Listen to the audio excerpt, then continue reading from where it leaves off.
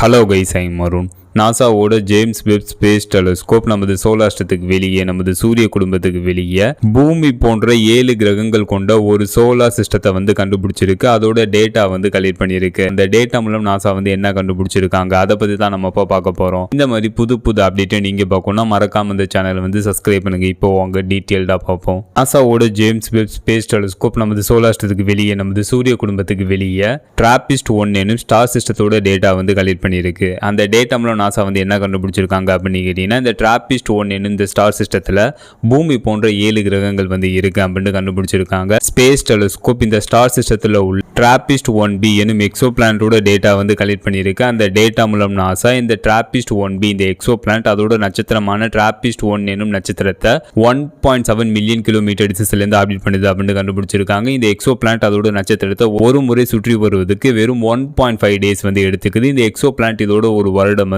வெறும் 1.5 டேஸ் அப்படின்னு நாசா தெரிவிச்சிருக்காங்க. இந்த எக்ஸோ பிளானட் அதோட நட்சத்திரத்தோட டைடிலி லாக் ஆயிருக்கு. டைடிலி லாக்னா என்ன அப்படின்னு கேட்டீங்கன்னா, எக்ஸோ பிளானட் தானே சுற்றி கொள்ளாம கான்ஸ்டன்டா இருந்துகிட்டு அதோட நட்சத்திரத்தை சுற்றி வரும். இதனால இந்த எக்ஸோ பிளானட்ல ஒரு பக்கம் ஃபுல்லாவே பகலாகும், மறுபக்கம் ஃபுல்லாவே இரவாகவே இருக்கும். இதுதான் டைடிலி லாக். இந்த TRAPPIST-1b இந்த எக்ஸோ பிளானட் உயிர்கள் வாழ்வதற்கு தகுதியற்ற கிரகம் அப்படின்னு நாசா தெரிவிச்சிருக்காங்க. இந்த என்டையர் ஸ்டார் சிஸ்டமும் நமது பூமியில இருந்து 40 லைட் எடிசஸ்ல அமைஞ்சிருக்கு.